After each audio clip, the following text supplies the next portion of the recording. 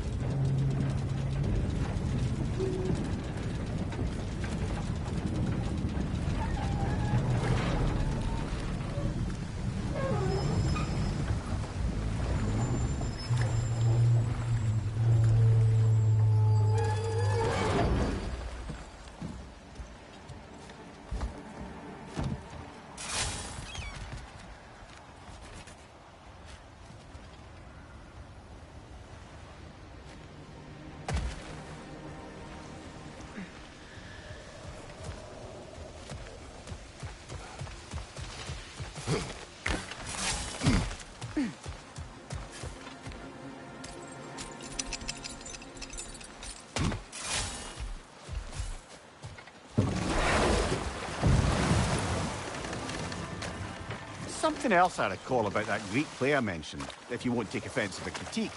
As a work-up performance, it consisted almost entirely of watching people give speeches and receive terrible news. Might have been nice to see more events dramatised instead of described. It is Greek tradition for a story to unfold in a single time and place uninterrupted. It is more clear. If you say so.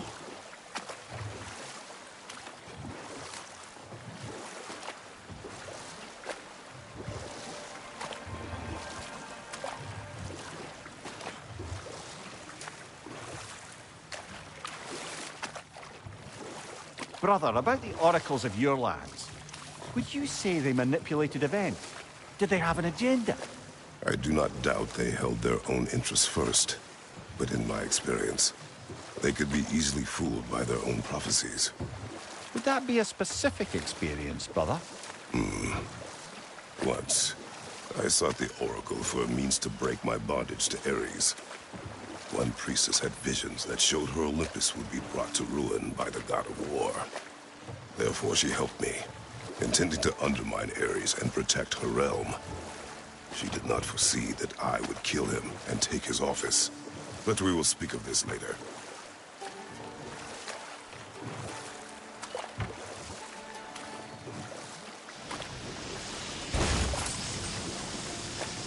Quite a large geyser. Might be worth investigating, no? We can see it fine from here.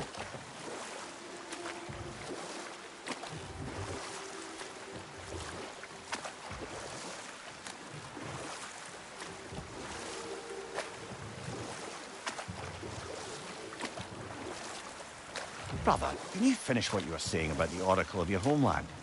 She helped you against the god of war because she had visions that the god of war would bring down Olympus. Yes, and in defeating Ares, I became the god of war.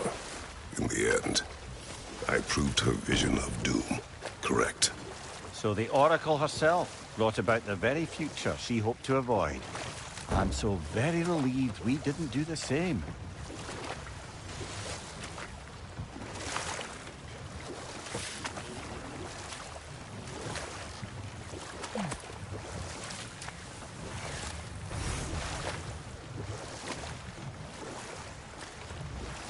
Mia, you may tell a story, if you wish. Am I preferable to silence at last? A rare day. I'm touched. But since you mention it, there has been one on my mind of late. It goes back to my earliest days, when I had little more to do than observe the mortals who passed through our forest. One summer, a local laird of renowned eccentricity chose to sequester himself with a small coterie of kinsmen and followers. The aim of their woodland retreat was to achieve enlightenment through study and discipline. They took oaths to brook no distractions until they became wise men. Distractions. Aye, women, drink, mostly women. As you can imagine, things deteriorated quickly. By autumn, tempers were frayed and wisdom remained in short supply. One day, I watched as the laird and his brother took their hunt. There they found, at the banks of a river, a lady as fair as any they'd left behind. She pleads for their assistance for fear the currents would carry her off if she tried to cross. The laird doesn't miss a beat. He hoists her onto his shoulders, carries her across, sets her down, doffs his cap, and fords back across to his brother, who is dumbfounded, can't even bring himself to speak. The day stretches on, the laird carries on hunting, and his brother quietly gnashes his teeth down to powder. Finally, the dam breaks. "Brother," he cries, "how could you do it after everything we've sacrificed? How could you break your vow like it was nothing, carrying that lass on your shoulders like you were a Shetland pony?" The laird just smiles. "Brother, I set that lass down across the river. 'Tis you that carries her still." Oh, I got a chuckle. A rare day indeed.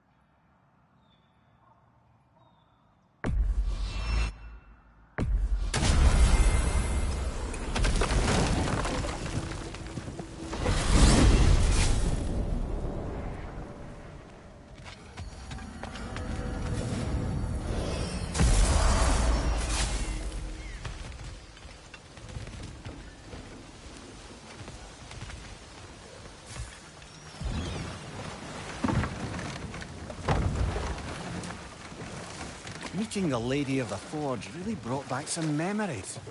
I thought it was only in my homeland you'd see such things. Mermaids who forge weapons. Aye. I remember very fondly a lake nymph called Nimue. Very talented with a sword. Mumia. I meant that literally. Shame on you. She made the best swords in all the Isles and had big dreams about what she'd do with them one day. I wonder what became of her.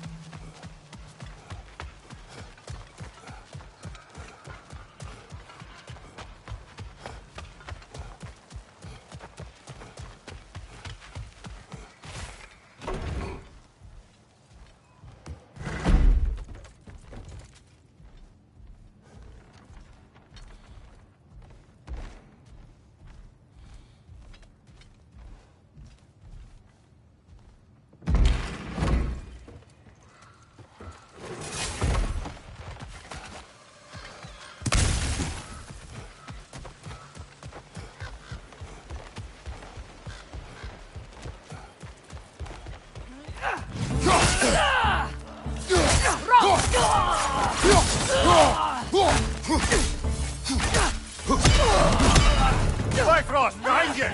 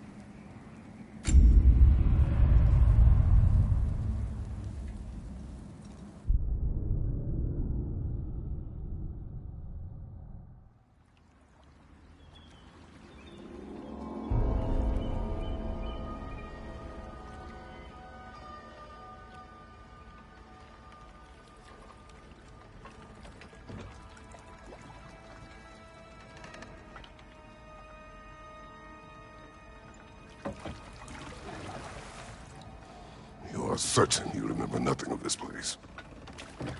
Oh, nothing that would help us.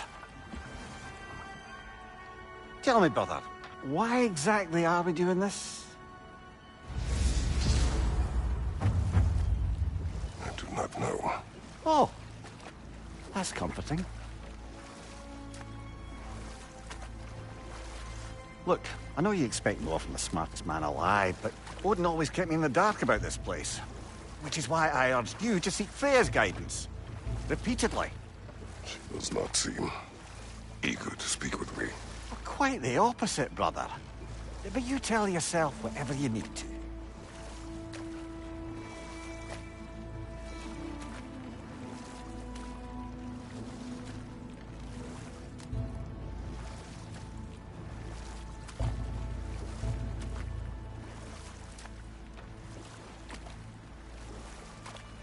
I see a shore ahead.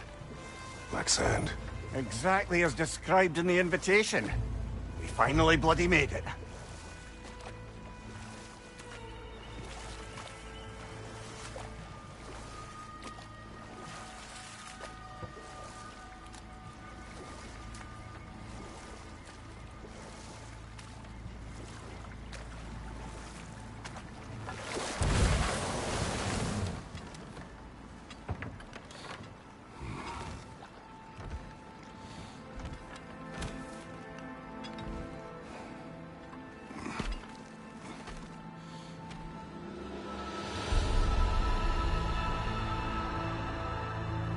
Something is happening.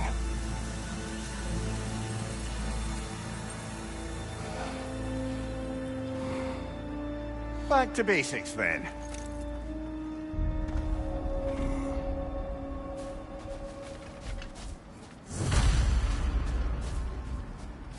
Well, that felt unsettling.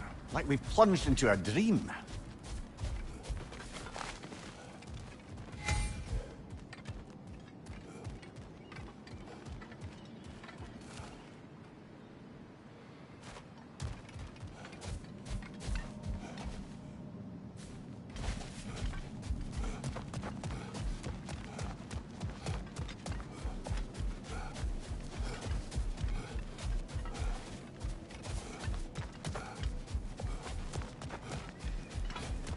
Doesn't seem anyone's here to welcome us.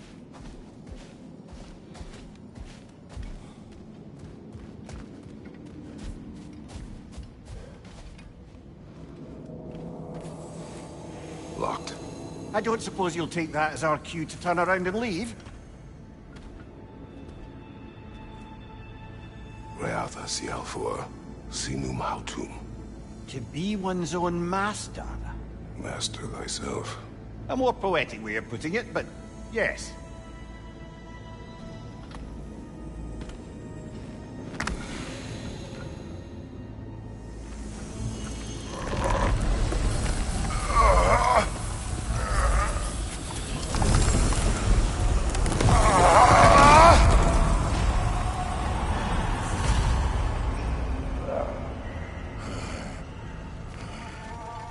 Something is wrong.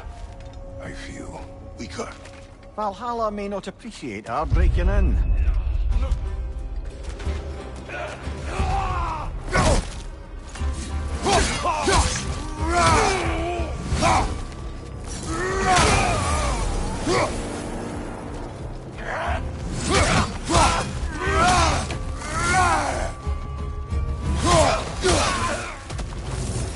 Not the sort of foes I expected to encounter here. Curious. Seems it's the way of this place to offer you a choice.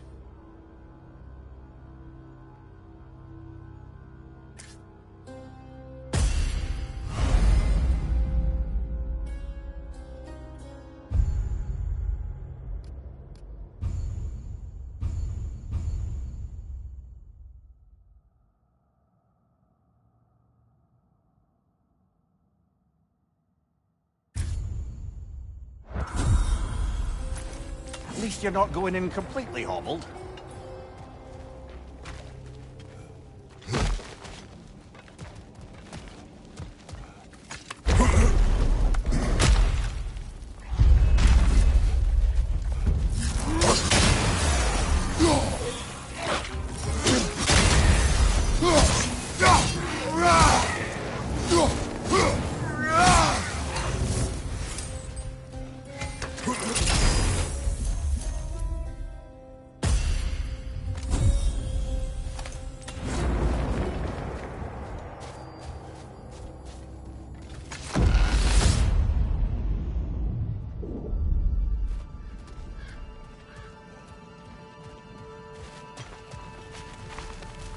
Not permitted that way, it seems, and no way to pry it open. Perhaps the last remaining pocket of Asgard. Something unreal about it, though. At least this part seems peaceful. We should have a look around. You truly believe Freya would have aided us in this? Aided us, talked sense into you. Win-win either way, really. I certainly can't see how there's any benefit to avoiding her. I am not avoiding her. Brother, you've gone to bloody Valhalla to avoid him. At least be honest with yourself. It is not her I'm avoiding. I value Freya. Well, that I believe. And nice to hear you admit, frankly. I think she values you as well, in her way. She finds me useful. It is not the same. Is that really what you think? I do not believe she understands what she asks of me.